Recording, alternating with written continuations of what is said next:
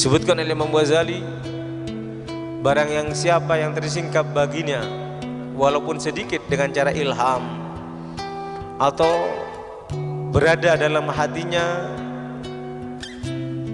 dari sisi yang tidak dia ketahui, maka orang tersebut berarti telah menjadi arif bisihati tariq, telah tahu bagaimana jalan yang benar. Dan barang siapa yang tidak menjangkau hal tersebut dalam dirinya, minimal dia harus beriman.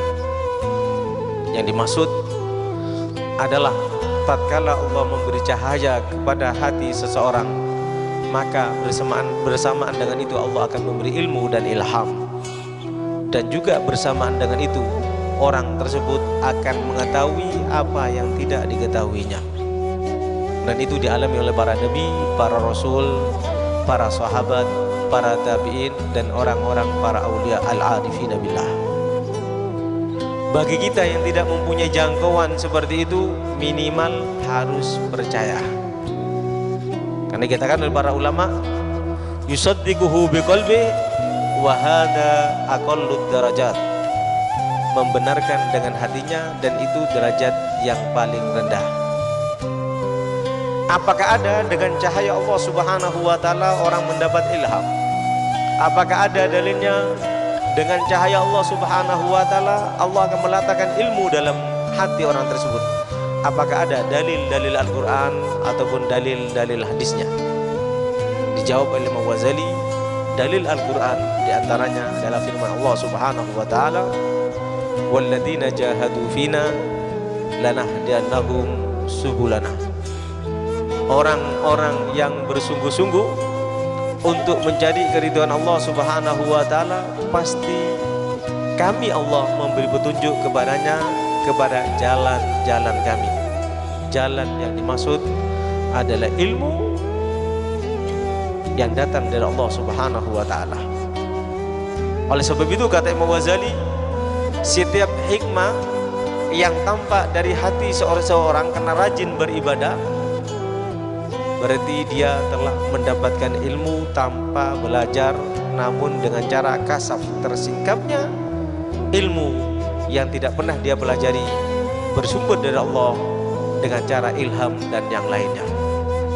Oleh sebab itu kita harus banyak memohon kepada Allah Subhanahu wa ta'ala, mau banyak atau sedikit ilmu yang kita dapat, mudah-mudahan kita diberi kemampuan untuk mengamalkannya. Kalau dalam syarah kitab Imriti disebutkan, mudah-mudahan kita mendapatkan taufik. Apa taufik itu?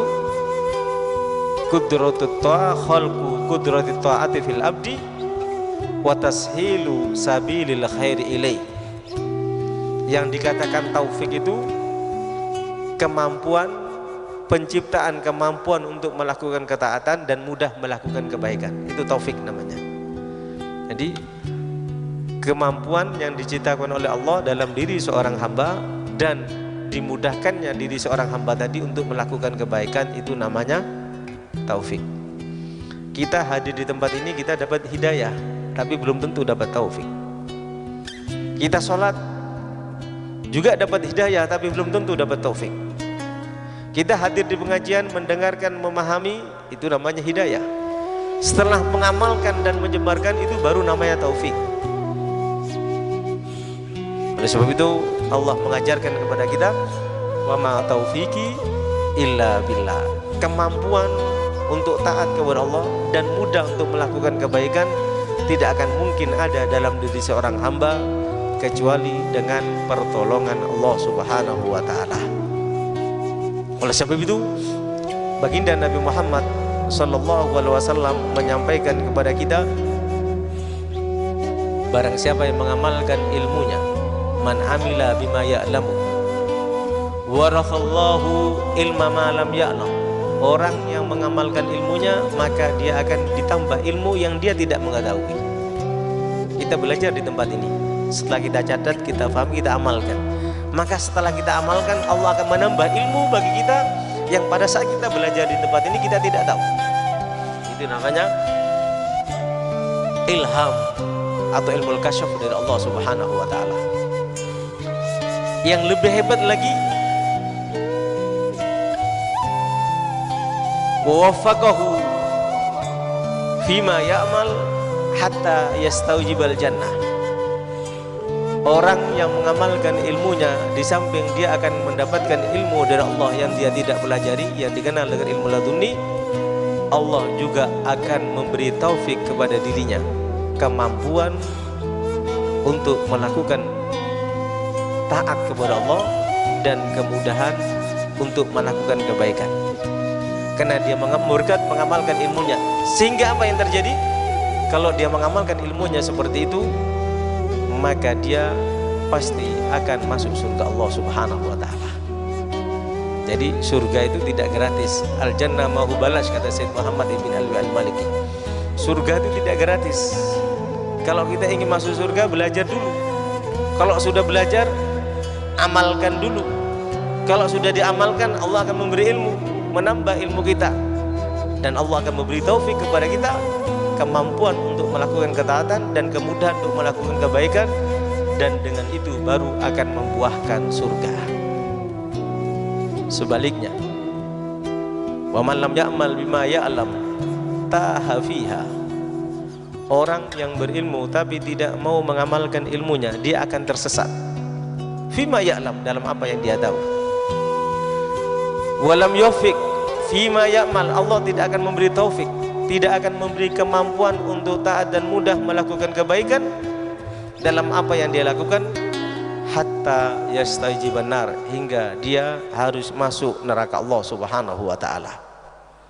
Sebagaimana kita ketahui, pada saat suatu peperangan ada dua utusan Rasulullah yang hidup, yang lainnya mati dalam peperangan tersebut. Itu Abu Hurairah dan temannya. Si temannya ini namanya Ar-Rijal, menjadi penghafal Al-Quran dan menguasai ilmu baginda Nabi Muhammad. Karena kemampuannya menguasai ilmu agama, maka pernah diutus oleh Rasulullah untuk berdakwah. Tapi dalam satu kesempatan Abu Hurairah pernah mendengar bahwasanya akan ada orang kelak di masa tuanya, walaupun dia berilmu, dia akan meninggalkan ilmunya, dan tatkala dia meninggalkan ilmunya, dia akan sesat. Dan tatkala dia sesat, dia tidak akan mendapat taufik dari Allah untuk mengamalkan ilmunya dan mudah untuk melakukan kebaikan. Tatkala itu terjadi kepada orang tersebut, dia jelas akan masuk neraka Allah Subhanahu wa ta'ala. Namanya Ar-Rijal. Apa gerangan yang terjadi pada masa Khalifah Abu Bakar Siddiq? Ar-Rijal ini mohon izin kepada Abu Bakar untuk berdakwah, dan memang diizinkan berdakwah pada masa Nabi.